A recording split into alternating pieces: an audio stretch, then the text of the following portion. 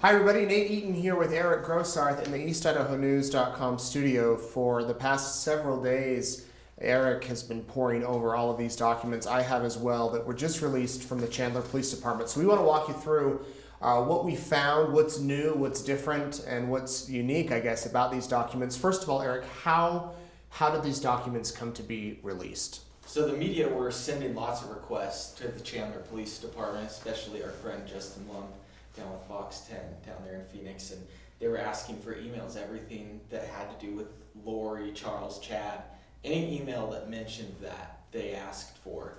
And last week there was a large dump of these emails, files, photos, police reports, all of it, and there was over 2,500 individual files, some with multiple emails, some just photos. So there was quite a bit of information there. Yeah. It took quite a bit of time to go through.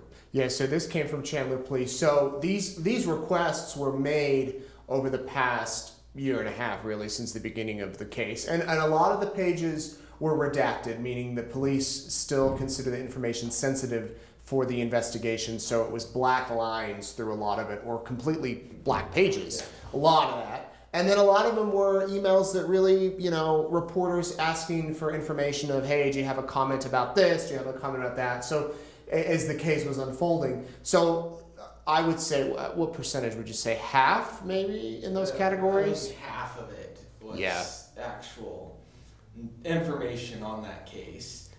The other half, though, was interesting. Some new stuff. I don't know if I would say there were any major bombshells that were new or that would change the course of the investigation, but there was definitely some interesting things and photos. Let's start with the photos, Eric. So the one photo that really just kind of hit me, and probably you as well, was the picture of JJ in his PJs.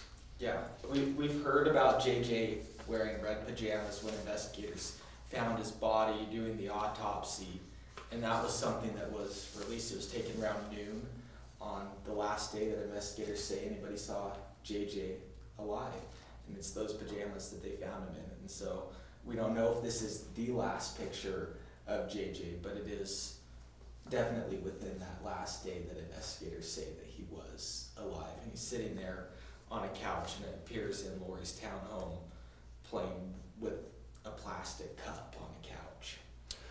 Yeah, so that's the photo that it's very well likely, I believe it was Detective Hermosillo during Chad's probable cause, or during the preliminary hearing, where he said that when they cut open the bag containing JJ's body, or he was wrapped in plastic, he was in the red PJs. So he's on the couch playing with a cup or something. And they're going to be able to, there's enough information in that photograph, if it ever came down to a debate over, where was the photo taken, that they could probably narrow that down to Laurie's townhouse or Alex's, somewhere there. So that's one of the photos. Talk about the pictures of the ammunition, because these photos, it seems like they were all taken within a few days in 2019, right? Yeah, so this is a few days, and that day after that photo JJ was taken, there's pictures on Laurie's phone. Down here in Idaho Falls, there's a gun shop. There's several around here, but there's a place called The Gun Shop, and they have rows and rows of ammunition and guns. And she was taking specific pictures of rifle ammunition and presumably sending those to somebody, those pictures. And investigators learned when they went and served that search warrant a few months later, there was a lot of guns in Alex's townhome. This was weeks before investigators believed that Tammy was shot at by Alex. So again, another item that they said was very important, and they said, look at this ASAP. When investigators saw this photo, they asked Rexburg authorities to go take a look and find out what this was about. You might recall Tammy Daybell on October 9th of 2019, so a few weeks, 2 or 3 weeks after this ammunition photo was taken, said she got home, got out of her car, and that somebody shot at her with a paintball gun, which we now know likely wasn't the case. It wasn't a paintball gun. It was Alex, the police believe. And it makes you wonder, could he have been using this ammunition? And there was another shooting, too. a few weeks down there in Arizona, and in this document it talks about how authorities were tracking a Jeep registered to the Vallows, a Jeep that is presumably driven by Alex Cox from Idaho to Arizona. It was being picked up on traffic cameras down there, and there was another shooting down there in Arizona. So, I mean, was this ammo used? I don't know, but it was something that investigators were very interested, and they wanted them to look at it as soon as possible in this case. Yeah, so you've got photos of JJ, you've got the ammunition, you have a photo of Alex Cox at Mesa Falls taking some photos with his camera. The other picture that really, I spoke with Kay Woodcock, she said it was just jarring to see, was the picture of JJ at Yellowstone Bear World. Talk about this picture. You know, he's sitting there by himself. It's a little ride there. There's little tourist spot that people can go see the bears, and they have a bunch of rides for the kids, and they always love that. And he's sitting there by himself. There's a bunch of benches on there, and this is presumably 2 weeks after his sister died, or a week and a few days. So his sister had been gone for a little bit of time. He was all alone, sitting there at this amusement little ride by himself, and then another week later he was gone as well. He was gone. He's sitting there. Not much expression there other than, it's hard to see these. Yeah, it is. It's chilling and haunting, I guess you could say, to see the pictures. And so some of the photos, the way that we received the information from the police, again, it was 2,500 pages. So you have to go through each page by page by page, and it takes hours and hours to do this. This photo, as with many of them, was sometimes just its file of its own without any information. So when I originally saw this photo, I thought, oh, there's no date on that. But then later on in the documents, it was attached to an email that the police sent to another officer that said this was taken on September 14th, 2019. So we know some of the dates based on this. We don't know the dates of others, such as this photo of Laurie and Tylee on the beach. The one on the beach, but I've looked back we've looked in this case, and early on, Laurie posted a picture on her Instagram page of her and Tylee wearing that same clothing back in Kauai, Hawaii. And that picture was posted on Tylee's birthday in 2017. So presumably that photo, there's a good chance that it's older than that, but it is something that they pulled in their search for everything, and detectives emailed it back and forth. Again, it was just one of those that was attached. I don't know what they thought significant specifically about this photo, but it likely predates this entire investigation unfolding. So that's an interesting point there. So this one was taken in 2017, but it raised enough eyebrows with the detectives that they wanted to pass it along. Then we've got the pictures in Hawaii of Chad and Laurie, and this is something new that we learned. We assumed or we had heard, but we actually learned that they had a surveillance camera pointed at the townhome where Chad and Laurie were staying pretty much from the time they moved there, right? Yeah, early on when they moved there, they were setting up cameras. It was like just weeks after they moved there. This was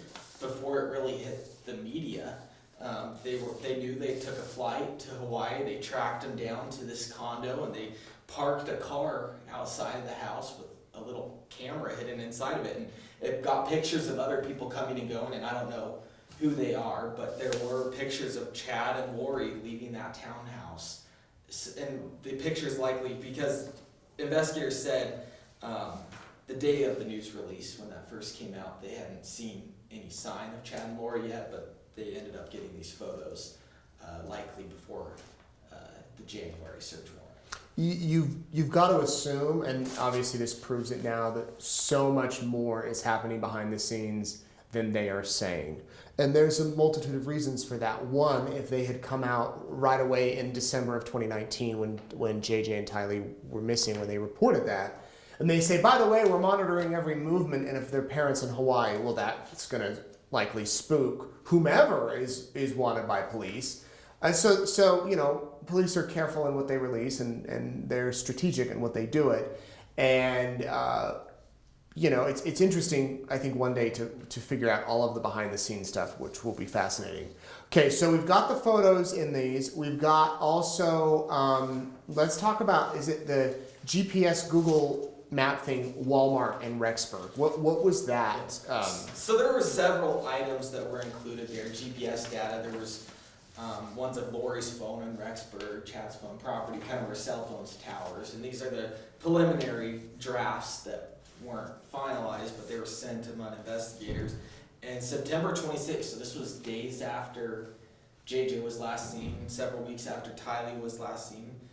Tammy was still alive, but for some reason they were interested at this time period from in the evening. This was at night. Someone was at the Walmart in Rexburg, and this is just 2 miles down the road from Chad's house. Very, very close there. It's actually on the same road as Chad's house, but somebody was there for half an hour, 25 minutes, half an hour at this Walmart, and there was something there that they were interested about. The numbers redacted, so we don't know whose phone this is, but again, the mystery of something at Walmart that investigators were looking into.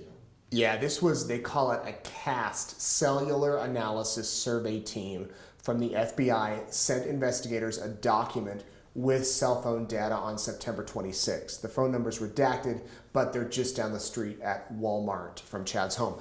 But we also know that on the night Tammy died, was it the night Tammy died or the night before, where Alex was parked at a church down the street? Yeah, this was a church a mile down the road, so a mile further than Walmart, but a mile from Chad's house.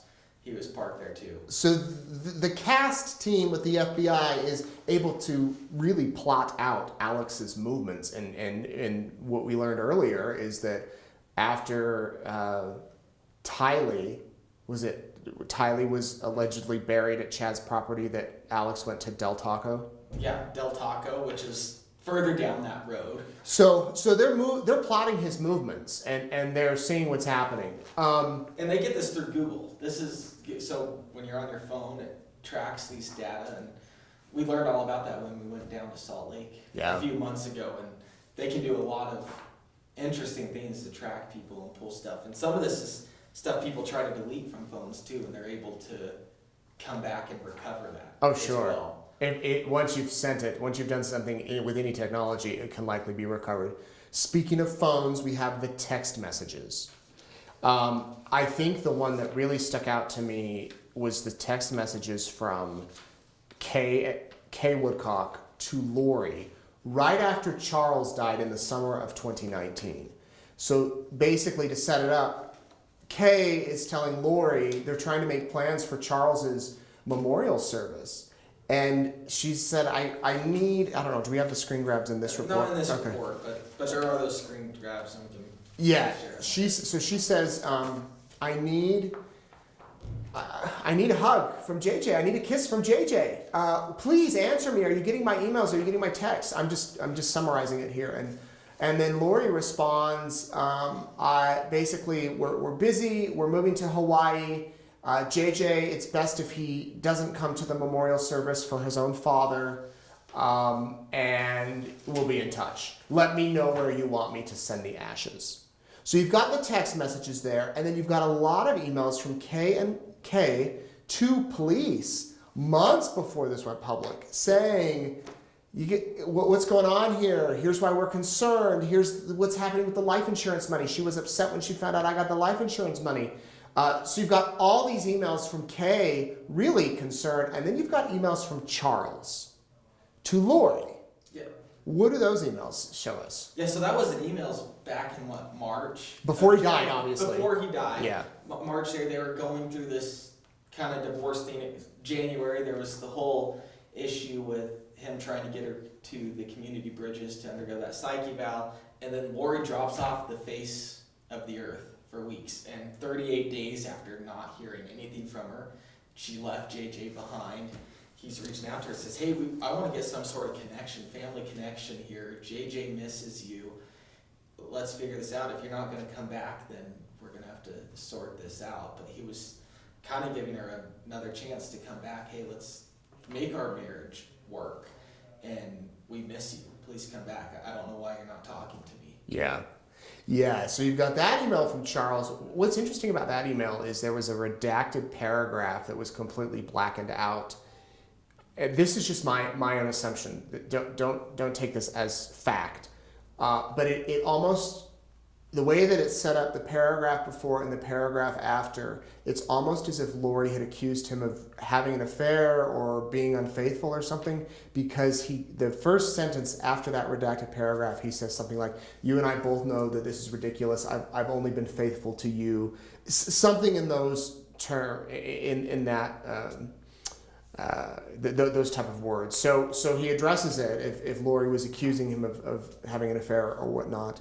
And then he also emails the life insurance company at one point.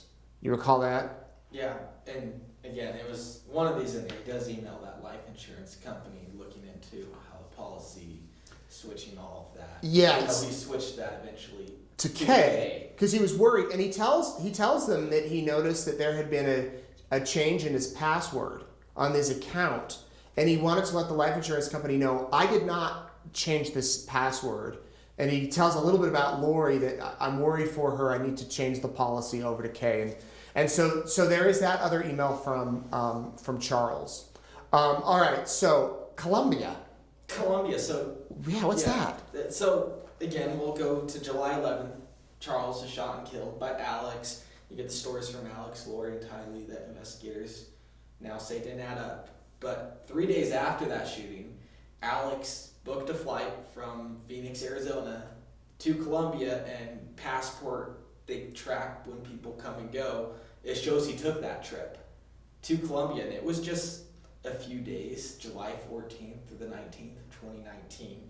And the details of that trip aren't known, but they were curious. They were looking into his phone, see who he's communicating, someone with a Hispanic last name. They were trying to look into that. And they said that it is known between 2015 and 2018, he wired money to people 3 times in Colombia. So he had some sort of tie there, was visiting, we don't know why, but right after that shooting, he left Idaho to another country and then comes back.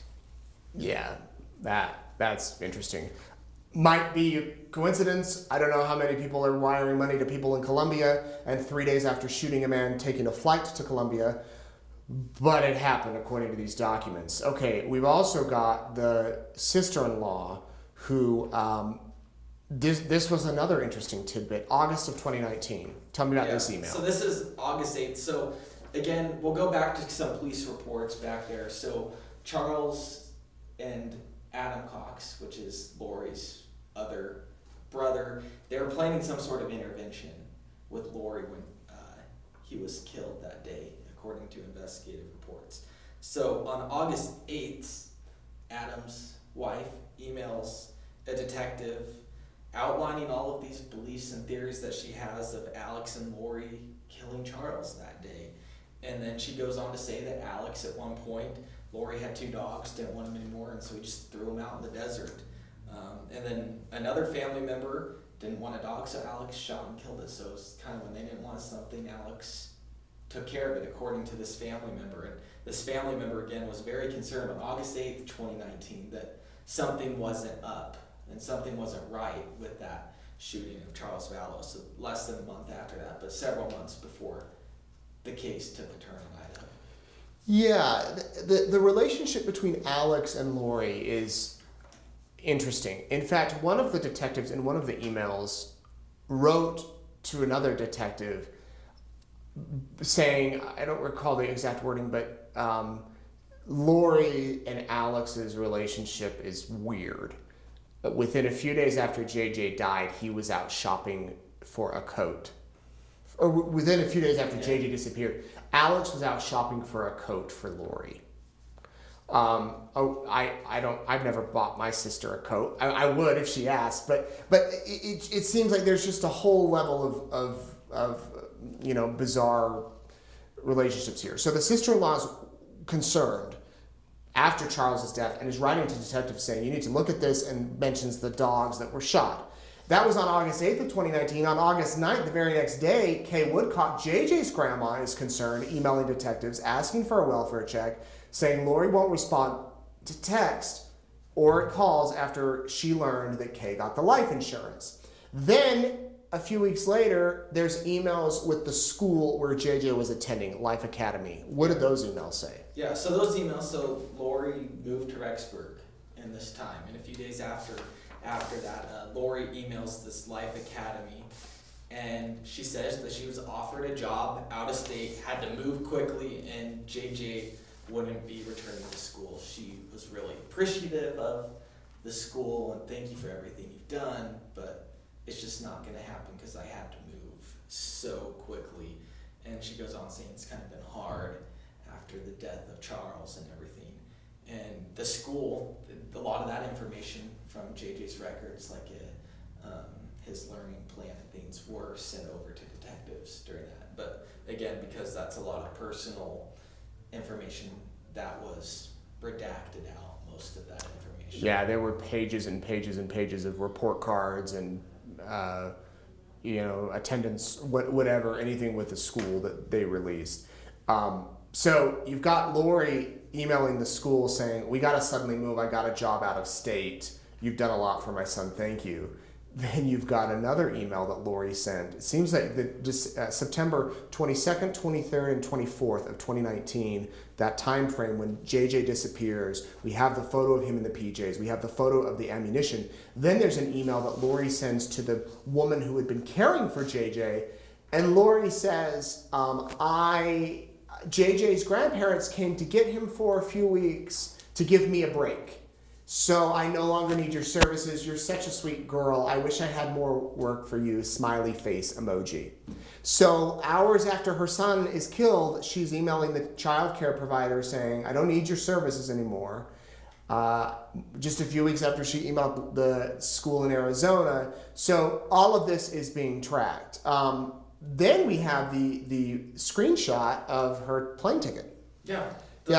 What was that? The day right around when Tammy died, right? So there was that shooting that we talked about, right, where Tammy was shot out in her driveway. In the driveway, but there was a flight booked from Idaho Falls down to Phoenix on Allegiant Airlines, and it's in Laurie's name. Left early in the morning, like 10, not super early, but 10 a.m. Left there, and the next day Tammy reports being shot at. So presumably Laurie left in that area of Idaho down to Arizona at some point, possibly went to Missouri, was looking at travel out that way. But then Tammy dies on October 19th, 2019. And the day after, Laurie books a flight from Phoenix to Idaho.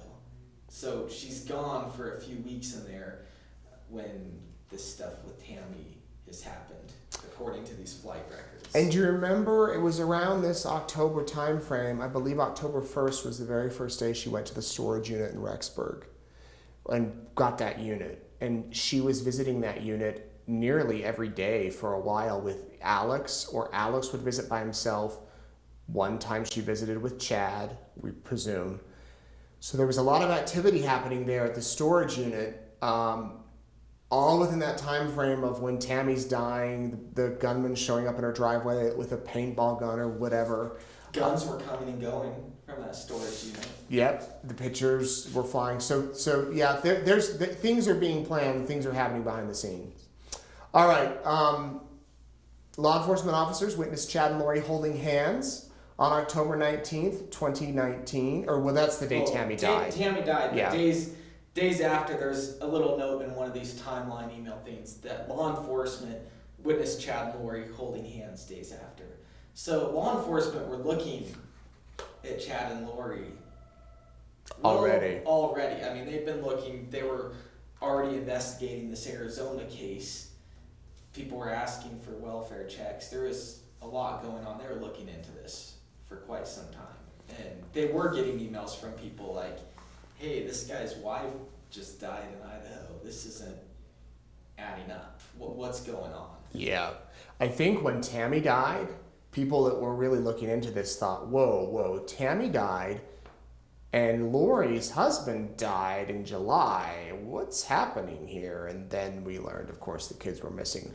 So November of 2019, An email indicates that the FBI in both Phoenix and Houston received tips that Charles's homicide could be attributed to Laurie and Alex. 2 days later, investigators searched the siblings' townhomes in Rexburg.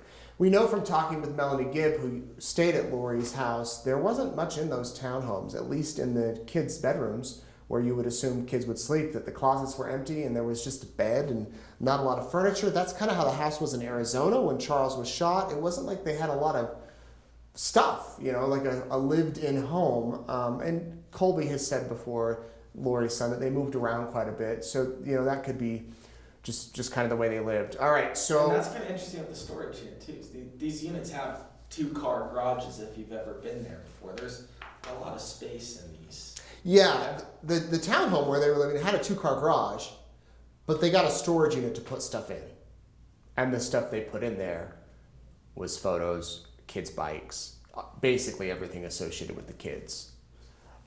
Okay, so talk about... I think another interesting thing there in November, Chad and Laurie, they get married, right? And during that time frame from November 3rd through the 6th, they had to stay at the Kauai Beach Resort, which several months later, that's where that car pulled in, and that was the first time that we'd seen them in person during this investigation, and you were able to ask some questions. Yeah, that's where we saw him, and everybody that knew Chad before said Chad did not look like himself.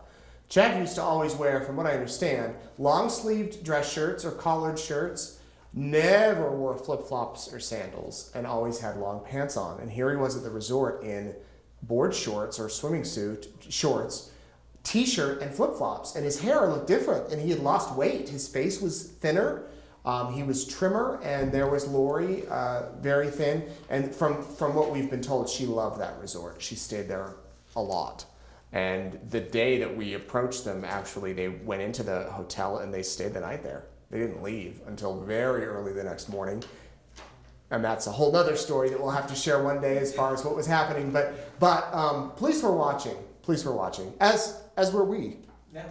Okay, so let's, we talked about the surveillance images that happened. Let's go to underneath the photo of Laurie. This was interesting because a witness in the case around December of 2019, about a week before this went public and really blew up, contacted Chad and Laurie. And what happened on this call? Yeah, so during this call, Chad and Laurie say police threatened 2 of Chad's kids that they would exhume Tammy's body. But Tammy's body had already been exhumed by this day, 3 days earlier. Ironically, on the day that Alex Cox died. Or the day before. The day before he died. But the couple, they thought it was a lie, a scare tactic, and they felt that police were bullying them. And so this this witness was a little confused by all this. And this witness actually had a little recording device, which has come out before, and tried to confront him on some things. And it was just one of those things that they weren't sure if Chad and Laurie really believed that there was some sort of trouble, or if they even knew what was going on. Yeah, that was interesting. At least they portrayed that. No, they're saying the FBI is involved, but they're not. They portrayed that they didn't believe them. And it makes you wonder if they really did or they didn't. I don't know. And during this email too, it goes on a little more where Chad was, I guess, having his kids that were being told about the exhumation of the body to, hey, contact my lawyer, we'll work through all of this. So it is kind of an interesting time there. It's, again, this is before the case really hit the public eye, about a week before that. Yeah, this was December 14th of 2020, December 23rd, is that when that original press release went out? 21st, 23rd, somewhere around there. December 20th. We go to Hawaii, we approach them on January 26th of 2020. January 30th, so 4 days later, a detective emails the FBI detailing what they've discovered on Laurie's iCloud. Many discoveries were screenshots showing booking confirmations for rental cars, hotels, and airline fares. The investigator noted that Laurie does not communicate with others through text and is careful asking people to call her. So she's at least aware enough to know that she's careful in what she says on text messages, and she'll tell people, call me. So whether she whether she believes the FBI is involved or not, or that they've exhumed Tammy's body or not, based on these documents, she's at least aware enough to know not to tell everything she knows in texts. Yeah. And kind of an interesting thing with this, and we've talked a lot about what this CAST team's done, going through the phones and everything. There's a list of phone numbers associated with everybody. They've redacted them in documents. But under Laurie's name, there are 6 blacked out lines of numbers associated with Laurie. So there's a lot they were going through. So does that mean she had 6 phones? So at least 6 numbers according to these documents. Alex had like 2. Some other family members had multiple. So there was a lot of phones that they were gathering, and they called them throw phones, burner phones, whatever you want to call them, that they purchased, were using. Yeah, what does that mean? What's a burner phone for those? A burner phone, so it's basically you just go to the store, buy a track phone's the thing that I can think of. You just go buy it at a store, you use it to communicate with people on the side, kind of a secretive being tracked, you just toss it. Yeah, prepaid phone. You use up all your minutes, buy 400 minutes, whatever, you use it up, you can get rid of the phone. And again, Melanie Gibb told us Laurie always had all sorts of phones. She and Chad, according to Melanie, had a phone that was just for the other one, just for them to communicate with each other. So, an interesting thing. Then we've got pages and pages and pages and pages from AVOW. What is AVOW? Another voice of warning. It's an online forum focused mostly on like emergency preparedness, prophecies, dreams, and it was started here by Eastern Idaho and Christopher Parrott, and in there he adamantly defends Chad. At one point he said he'd been vindicated of all of this. He's talked to Chad on the phone, everything's gonna be fine. He's defending him and repeatedly attacks the media for covering this story, and hey, this will all blow over, it'll turn out fine.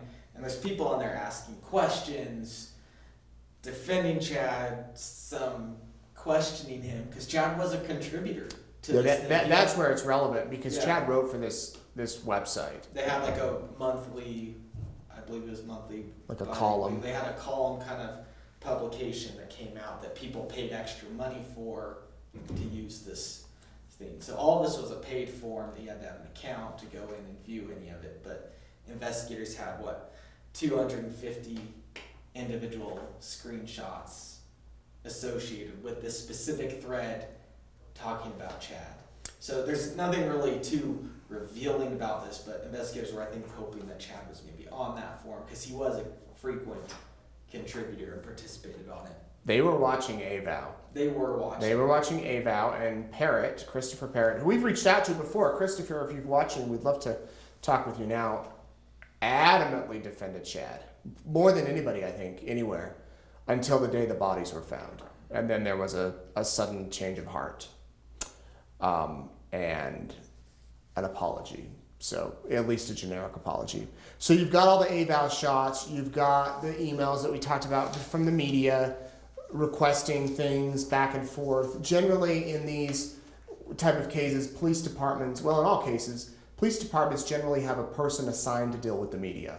It's either their full-time job or part of their responsibilities. So anytime we get a tip, we'll reach out to whatever agency and say, do you have any information about this? And they'll call us back or send us back a file, or we'll go to court or whatever. And there was a lot of communication, a lot between the Arizona media. Gotta say, Justin Lum was on top of this. More than any other reporter in Arizona, he was sending email after email after email. Hundreds of pages of his email back and forth, trying to get to the bottom of what was happening in Arizona. There were inquiries, and we love Justin, and our hats off to him. He's really done phenomenal work on this. And the national media too. A lot of the national networks, they were requesting things. Hey, we'll fly your detective out here. Yeah. So we can do that. And you mentioned the phone calls and so much more. So that's kind of those are kind of the main points that we found in these documents. Again, it was so many pages. We're not going to post them all. It's too many but gigabytes of files. Yeah, it's a lot. Your overall takeaway from all of this, Eric, all of this information that came out? It's amazing how much investigators have been able to compile. You see why something like this is taking quite a bit of time, because it took me and you hours this weekend to go through these documents and read through all these emails, and that's not the stuff that was redacted and stuff that hasn't been released. Not everything's been released in this. They've said when they were releasing this that we aren't comfortable releasing everything yet because it's still being prosecuted under investigation and all that. So there is more. There was more maps that were blacked out, so there was some sort of key time there. There was more phone data, text messages. So there's a lot to go through, and if this does go to a jury trial, that's going to be a long time to present all of this evidence. I mean, if you printed out everything that we had here, it'd be a thick stack of paper just with this one release. So you need 5 reams to go. A lot of paper to go through and a lot to present. And I thought the other interesting thing, we didn't go a little line in here, but there was the detailed reports from Alex, Tylee, and Laurie from the day Charles was shot and killed. So their story, there were redacted details from that. Obviously something they're looking at because there's that conspiracy to commit murder charge down there in Arizona. But again, just so much information. It's kind of overwhelming at first when you realize that. And you can tell there's investigators going back and forth through all this. Hey, I found this out. It just adds more every day. I was out of town and I had my laptop and I started with a full battery going through these documents until my computer died.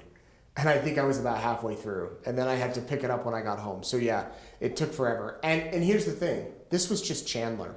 Yeah. Wait until Rexburg documents come out. FBI documents. Gilbert with their investigating Brandon's, right?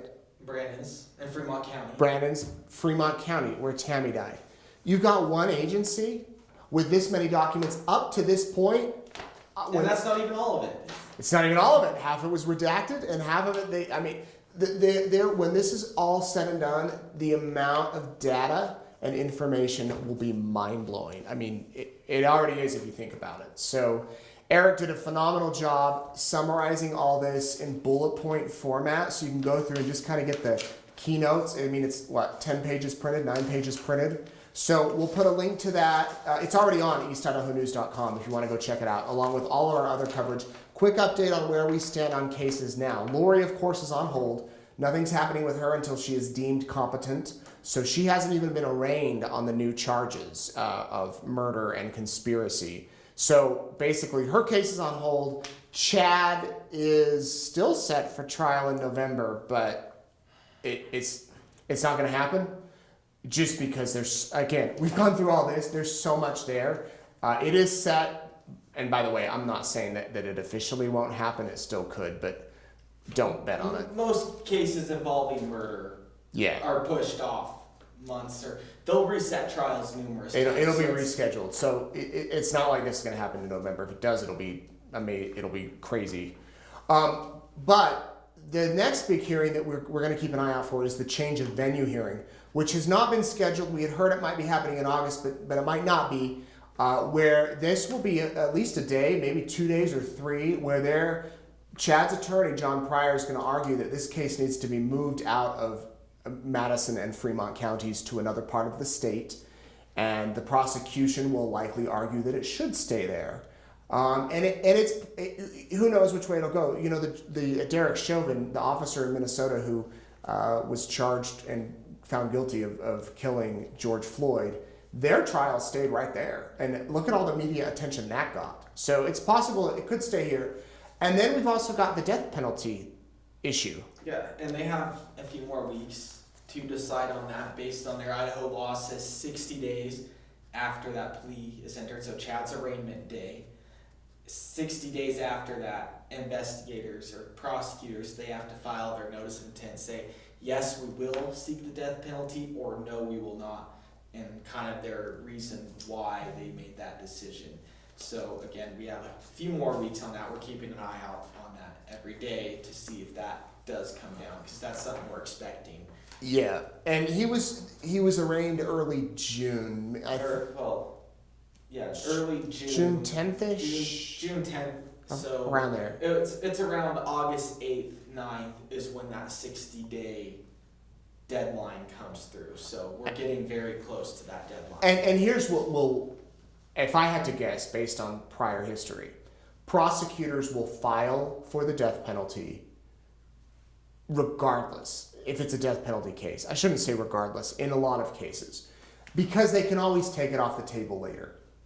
They can't add it onto the table later. So it's very likely that they will file for the death penalty against Chad Daybell, and then if down the line something comes up that they think, all right, Your Honor, we're no longer going to pursue it.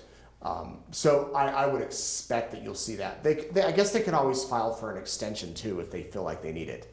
Meaning, can you give us another 30 days to decide? I don't know if I've seen that happen. I don't think I've seen that happen here, but again, they try to use that as a bargaining chip. There's a whole lot of reasons why they do that, but the way Idaho law is structured, you do have that 60-day thing just to kind of get that set. There's a lot of things with that where they try to get in qualified death penalty attorneys and things. So there's a lot of logistics with that, why they do that 60-day deadline. All right, we'll stay on top of it as we always do. We know that you're interested, and it's who would have thought it's come to this? So all the details you can find at eastidahonews.com. Follow us on social media. Follow Eric. He's posting these things. I'm posting these things as well, and we'll keep you updated. And we thank you for watching.